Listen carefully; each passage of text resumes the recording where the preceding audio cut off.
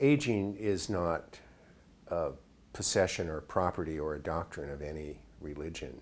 It's a universal quality of being human. And everybody ages, and there are different teachings and different spiritual practices that religions have in connection with aging, but aging itself is something that we all do and we all need, candidly, some help with, particularly now when people are going to live longer on average than they ever have. Aging is going to last a lot longer than it ever did. So what are people going to do with all that time? Buddhist practices are basically twofold. Meditation practices are twofold. One is to focus the mind, to calm the mind. And this is what people these days think of primarily when they think of meditation. Lowering your stress, being more focused, being more calm. That's half of it. The other half is seeing what's really real as opposed to what we imagine is real.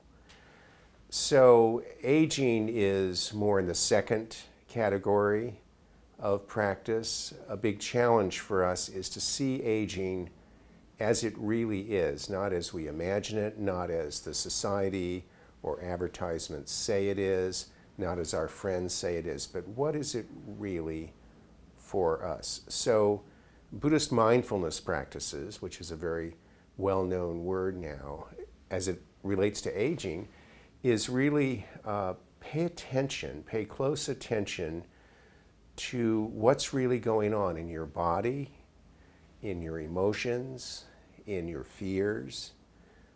There are many fears associated with aging that people are quite reluctant to talk about, but it's much better to face them with attention and with care, and you can transform them into something much more positive if you do.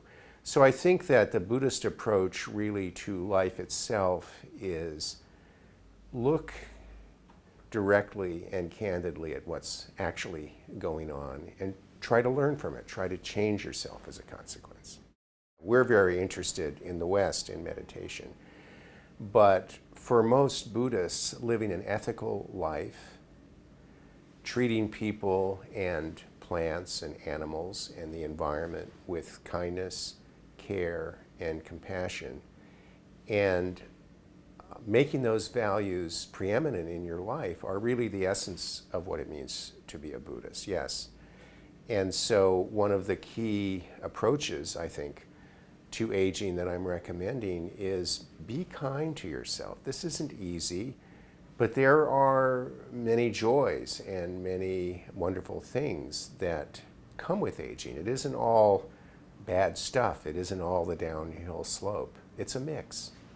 It's a mix. One of the most common Buddhist practices is prayer. Not so much for specific things, but prayer for the well-being not only of yourselves and the people you love, but of everything. One of the other key Buddhist teachings is everything is connected. Everything depends on everything else. Old people depend on young people. Young people depend or should depend on old people. We depend on plants and animals. Plants and animals depend on us. And so a lot of the prayers that are often recited by Buddhists are really aspiration prayers. One of the ones that I use in my own teaching and that I recommend in the book is, may we be filled with loving kindness. And as we age, may we be filled with loving kindness. May we be kind to ourselves and love ourselves. May we be free from suffering. We can't always be free from suffering. We get sick, things happen, our friends die. But we aspire as much as possible to live a life focused on these worthy goals. I like to characterize Buddhist meditation as a prayer of silence. I often do that in interfaith audiences where meditation may seem exotic, but prayer is very familiar.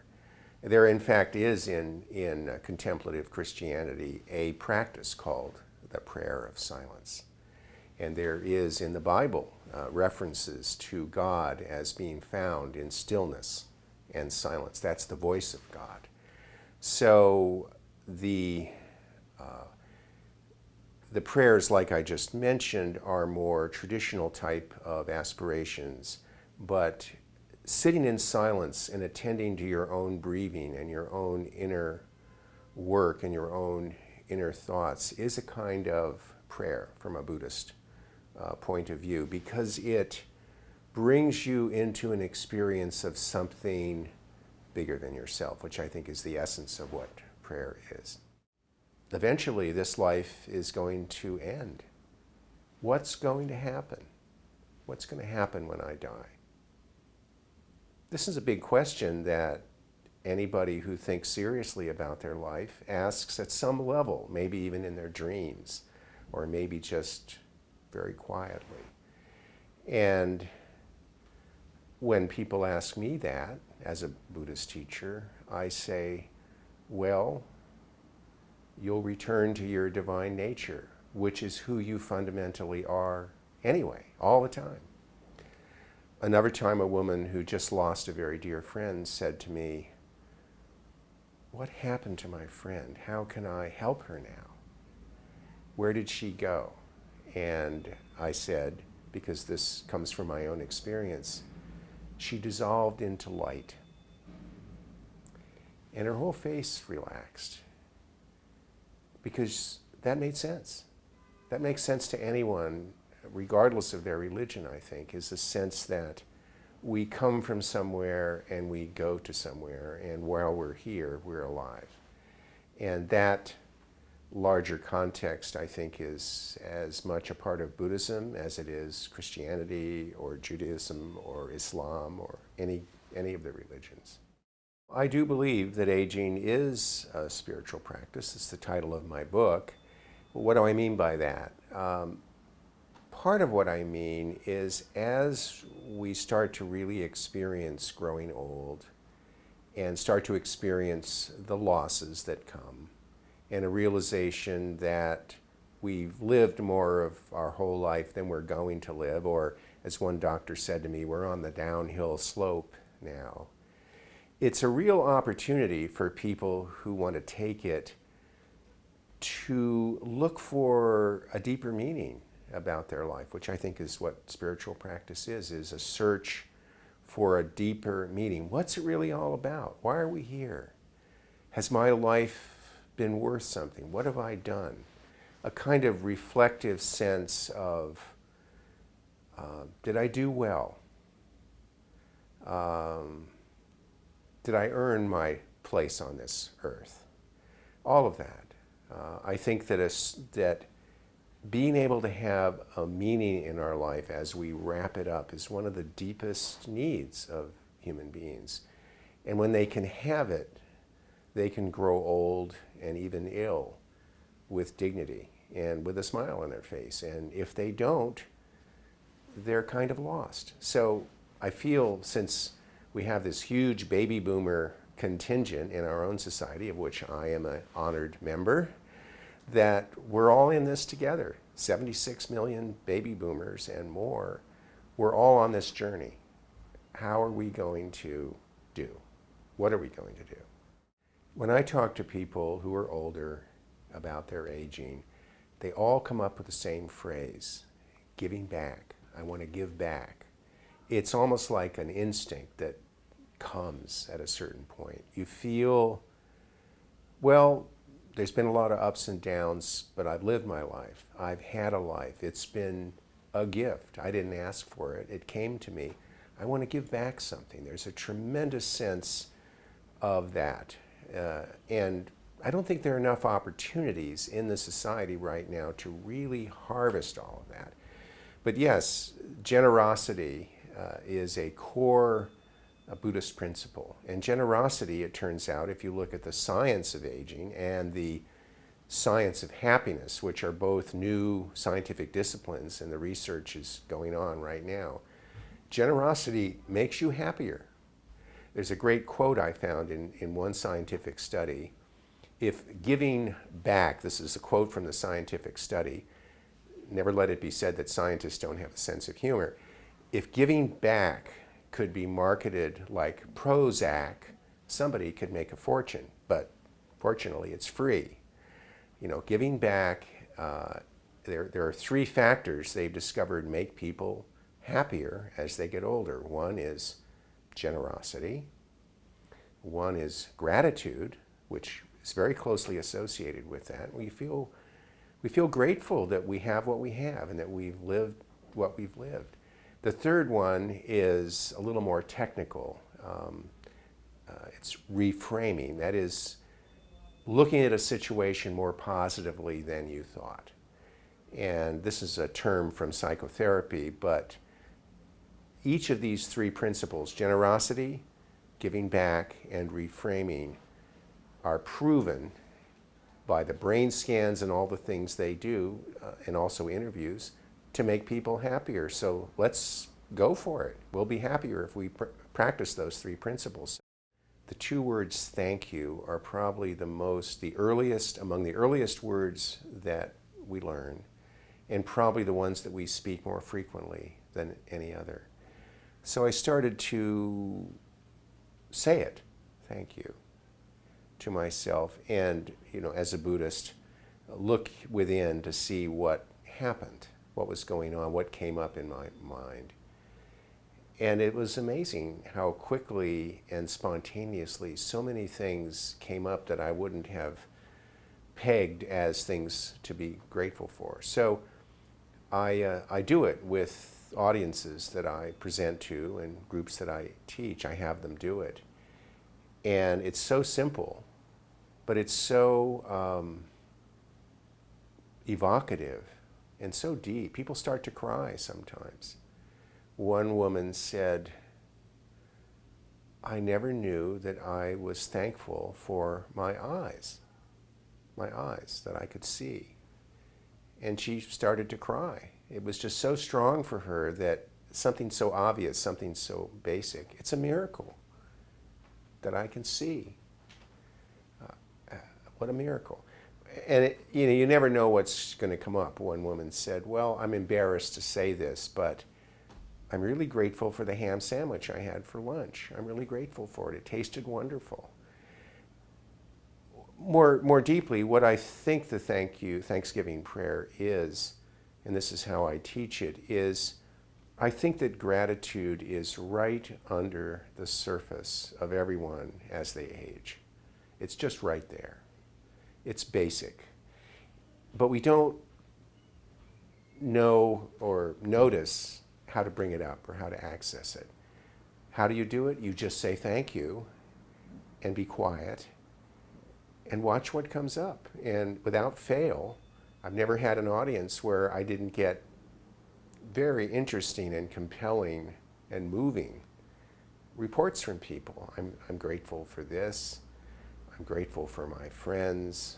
I'm grateful for my breath. One woman said, I'm grateful for rock and roll. And she laughed. And then the whole audience laughed. And I thought, well, I understand that. There's so many things, large and small, trivial and great, that you can just, and it makes you feel good when you touch your gratitude. It's a gift. So I find it, as simple as it is, a rather profound practice, actually.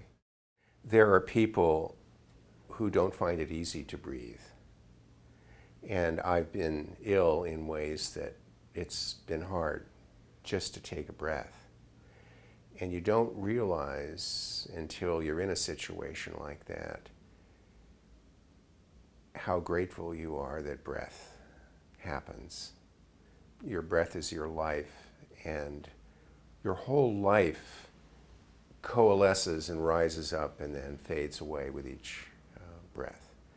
I had a Buddhist teacher who once said, he had a slogan for himself, every breath, new chances.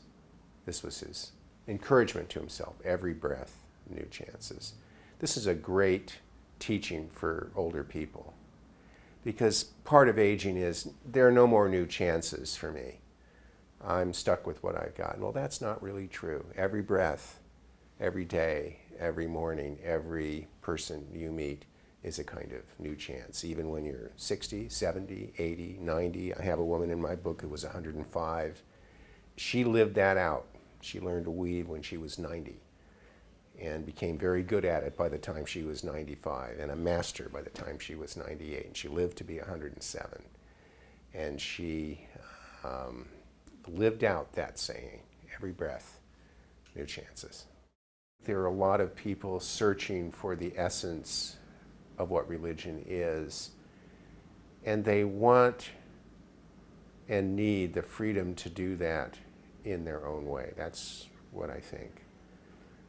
And I think that's okay. I think that's good. Some of those people do come back to the religion of their childhood. We're seeing that in the various religions. That's a movement too. But I think we're in to coin an old phrase, a brave new world now. The world we live in, it's one world, it's all connected. And the internet means that the world's knowledge is accessible to everyone, everywhere. I think this is just where we are. And what will come of it, how it will pan out, whether the people of no traditional religion will come home or create something on their own or create 100 things on their own, we don't know. My own belief is that the religious impulse, the religious attitude is a universal thing for human beings.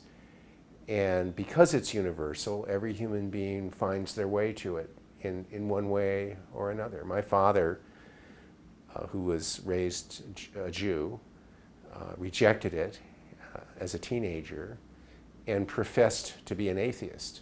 But he was a very deeply religious person, very ethical, and he would never allow anybody to describe him that way, but I knew him. He was my father, and I admired him for that. So he would probably be a nun in the survey, but he wasn't really a nun. He just went his own way and lived his life as he saw fit. So I'm trying to be very positive about all these movements and not be too critical. There are a lot of Buddhist study groups in Christian churches, in Jewish temples and synagogues, in other types of churches. Some people say Buddhism isn't a religion like other religions, it's something else. I choose not to define it, but I think that the popularity of various kinds of Buddhism, particularly meditation Buddhism in the last 40 or 50 years. I mean, I've lived that time. I came to Buddhism when I was a teenager, and I've been doing it my whole adult life. I think that's a part of this large movement afoot that's going on worldwide. And I think we're at the very beginning of it, not the end of it. I think that it may take lifetimes before it works itself out and we see where it really ends up. Many of the principles of Buddhist teaching are universal to all religions. And as Dalai Lama says when he's asked, what's the first principle of your religion? He says, kindness. Kindness is the first principle of our religion. Well, that seems very simple, but it's not that easy to be kind. We don't live in a world awash in kindness. We live in a world awash in conflict, in hatreds, in violence, in prejudice. Being kind is quite a high aspiration to have, and if Buddhism, and he's maybe the world's preeminent Buddhist, if he puts that forward as the top thing to aspire toward, let's give that a shot. That would be good. If we could be more kind, all of us, more of the time, and see through our anger and our negative emotions, that would be amazing. That would be fantastic. But again, I'm not a Pollyanna type of person. Kindness isn't easy. It takes work. It takes a lifetime of work. And I dare say that if you've lived 40 or 50 or 60 or 70 years and have seen a lot of the best and worst that life has to offer, you can appreciate kindness. I think that kindness is one of the gifts that older people can bring to a society, because they've seen what happens when kindness disappears from the world. It's not pretty.